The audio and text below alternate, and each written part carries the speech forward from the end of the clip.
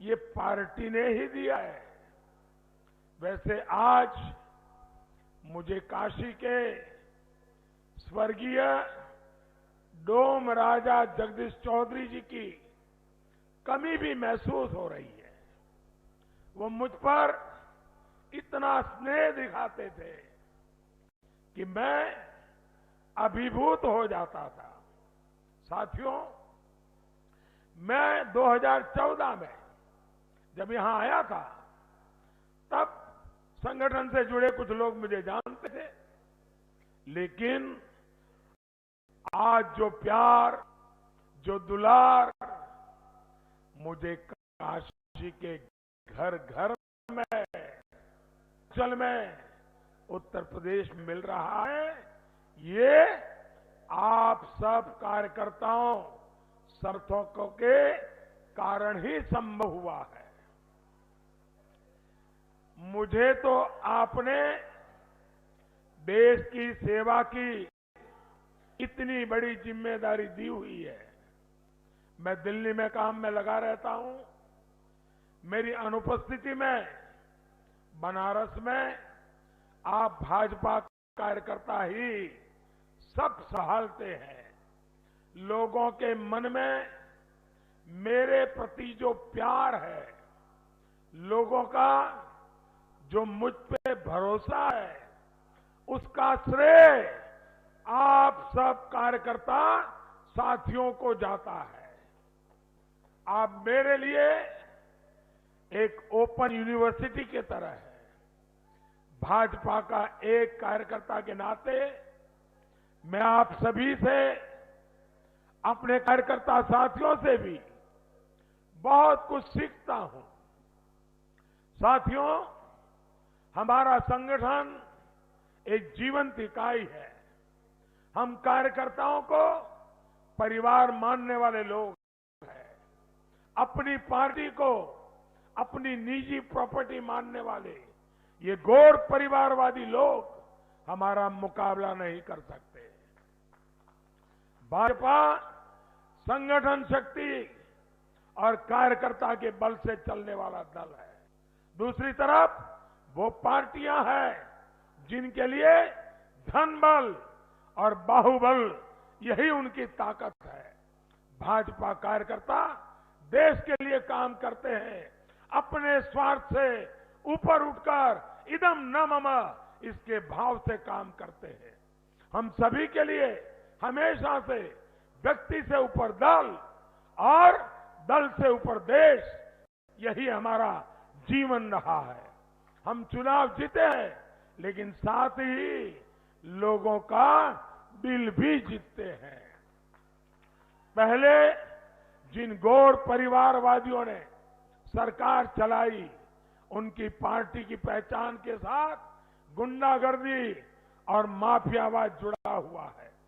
Bharatiya Janata party की पहचान उसका कार्यकर्ता है और भाजपा कार्यकर्ता की पहचान उसकी सेवा है। कोरोना काल इसका ताजा उदाहरण है। इस दौर में पार्टी ने सेवा ही संगठन अभियान चलाया और मैं जानता हूं कि किस तरह भाजपा हर कार्यकर्ता जनसामान्य की सेवा के लिए लगा रहा।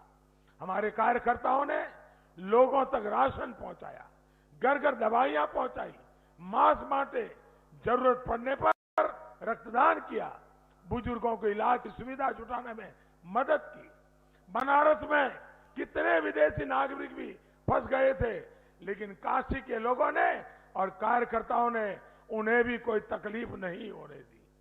जनता जनार्दन की सेवा और राष्ट्रभक्ति का यही भाव लेकर आपको हमेशा लोगों के बीच जाने का जो हमें सूत्र मिला है, जिसको काशीवासियों ने सिद्ध किया है, ये मेरे लिए गौरव की बात है।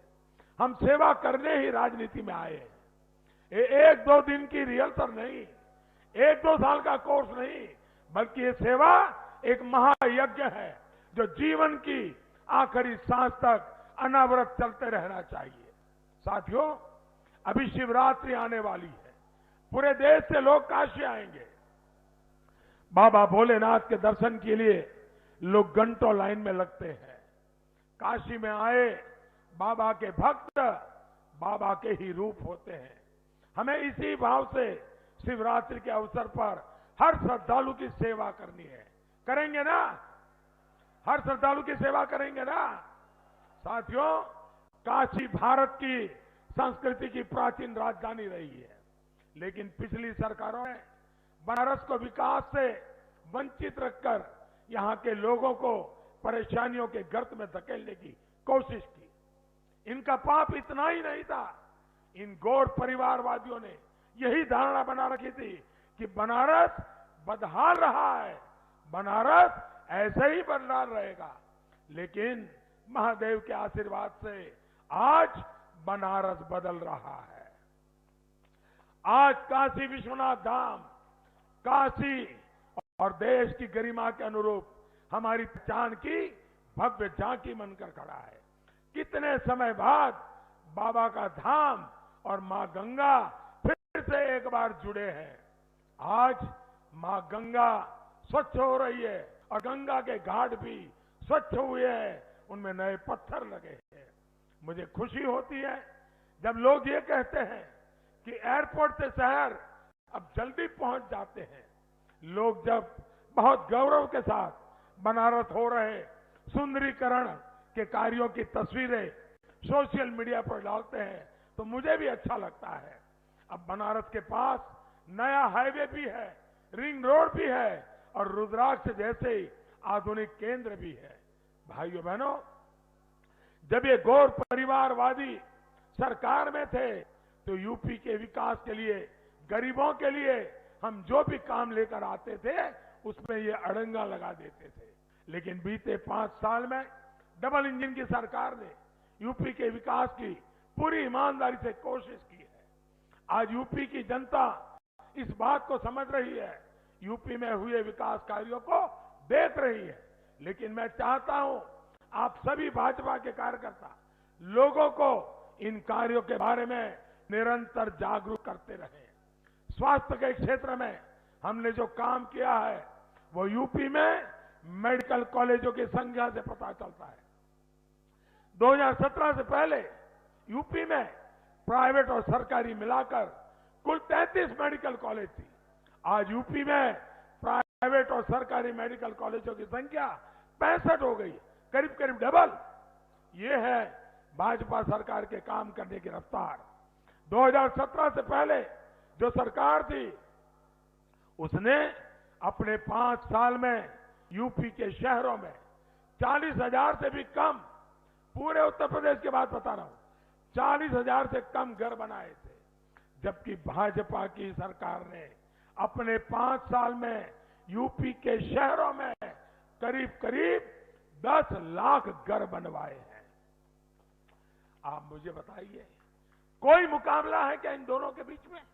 और साथियों, जब तक इनकी सरकार थी इन्होंने गरीबों का मकान बनने से रोकने के लिए हर संभव कोशिश की थी। बनारस में इनकी सरकार के 5 सालों में 1,500 से भी कम घर बनवाए थे। 1,500 से कम। जब आपके एक वोट ने परिवारवादियों को इनके आलीशान महलों में भेज दिया, जब आपने भाजपा सरकार को प्रचंड बहुमत से जिताया तो स्थितियां बदलनी शुरू हुई। योगी जी की सरकार में बनारस में 24,000 से ज्यादा गरीब परिवारों को उनका पक्का घर मिला है।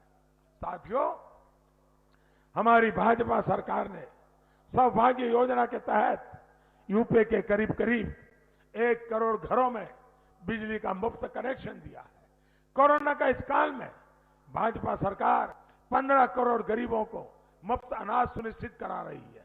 इसमें भी 9 करोड़ पिछड़ा वर्ग के, 3 करोड़ दलित हैं और 3 करोड़ सामान्य वर्ग के हैं। यूपी के 2 करोड़ 60 लाख से ज्यादा किसानों को पीएम किसान सम्मान निधि का 43,000 करोड़ रुपए का सीधा पैसा उनके बैंक खाते में मिला है। मेरे कार्यकर्ता साथियों, गंगा जी की सफाई को लेकर जितना भाजपा सरकार ने किया है उतना पहले कभी नहीं किया गया। यूपी में करीब करीब 11,000 करोड़ रुपए की लागत से 53 परियोजनाओं पर काम हुआ है। यहां रामनगर में रमना में सीवेज ट्रीटमेंट प्लांट काम हम शुरू कर चुके हैं। बनारस में गंगा जी में गिरने वाले 80 से ज्यादा नालों का पानी अब पहले ट्रीटमेंट के लिए जा रहा है। ऐसे अनगिनत काम जो मैं गिनाने लगूं तो शायद कई दिन निकल जाएंगे। मेरा आग्रह यही है कि आप सरकार के कार्यों को ज्यादा से ज्यादा लोगों तक पहुंचाते रहें। साथियों, आपके प्रयास देश की एक और मदद करेंगे। आपने इस बार लाल किले से सुना होगा, मैंने लाभार्थी योजना के सैचुरेशन की बात की है। सैचुरेशन का मेरा मतलब है जो हकदार है वो हकदार का 100% लाभ उस तक पहुंचना चाहिए। कोई 80-90 नहीं, 100%।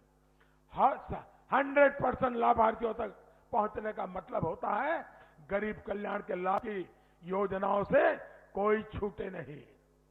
100% लाभार्थियों तक पहुंचने का मतलब है समाज की आखिरी पंक्ति में जो आखिरी व्यक्ति खड़ा है उस तक सरकार खुद पहुंचकर उसे योजना का लाभ दे। और जब ऐसा होगा तो न तुष्टीकरण की कोई संभावना बचेगी और ही किसी भेदभाव की कोई संभावना बचेगी। इस काम में भाजपा के कार्यकर्ता की बहुत बड़ी भूमिका है। साथियों, हमारे लिए बनारस जैसे हर तीर्थ स्थल का विकास आस्था के साथ साथ अवसरों का विकास भी है। बनारस हो, अयोध्या हो, प्रयागराज हो, जब यहां विकास होता है तो अपने साथ पर्यटन की अनेक संभावनाएं लाता है। इससे स्थानीय युवाओं को रोजगार मिलता है। लेकिन जो अपराध को उद्योग मानते हैं वो आस्था से जुड़े विकास कार्यों और उससे बनी जो नई संभावनाओं को भी वो हमेशा सांप्रदायिक चश्मे से देखते हैं।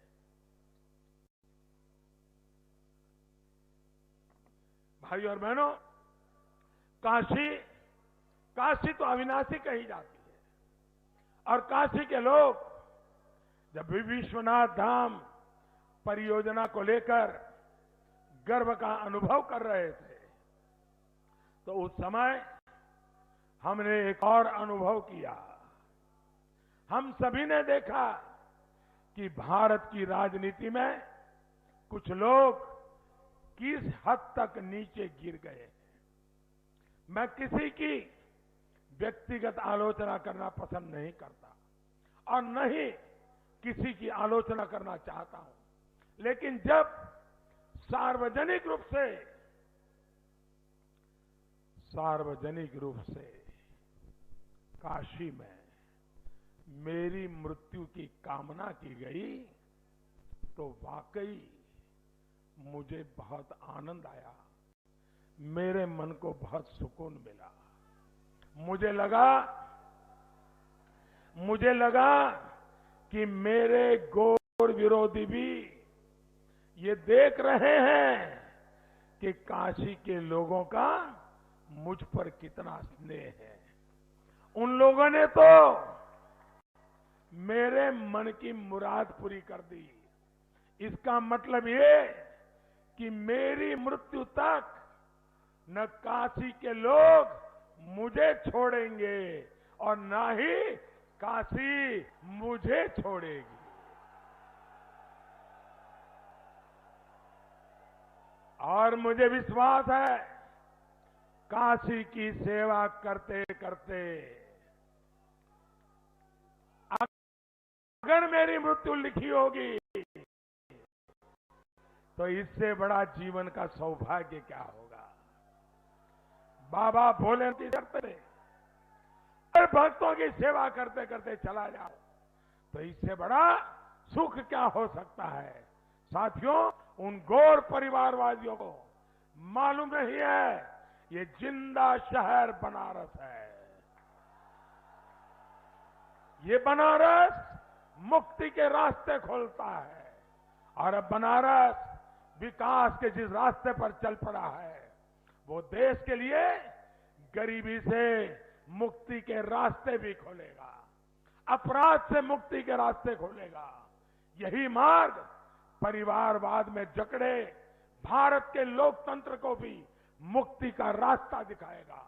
साथियों, पिछली सरकारों में हालत ये हो गई थी कि बेखौफ अपराधी बाबा विश्वनाथ मंदिर से सोना काट करके ले गए थे, मंदिरों से मूर्तियां चोरी हो जाती थी, महादेव की काशी को भू माफियाओं, ड्रग्स माफियाओं के हवाले करके इसकी पवित्रता नष्ट करने की कोशिश हो रही थी। काशी में घाटों पर, मंदिरों पर बम विस्फोट होते थे। आतंकी बेखौफ थे क्योंकि तब की समाजवादी सरकार उनके साथ थी। सरकार आतंकियों से खुलेआम मुकदमे वापस ले रही थी, लेकिन काशी कोतवाल बाबा काल भैरव के आगे इनकी चलने वाली थी क्या?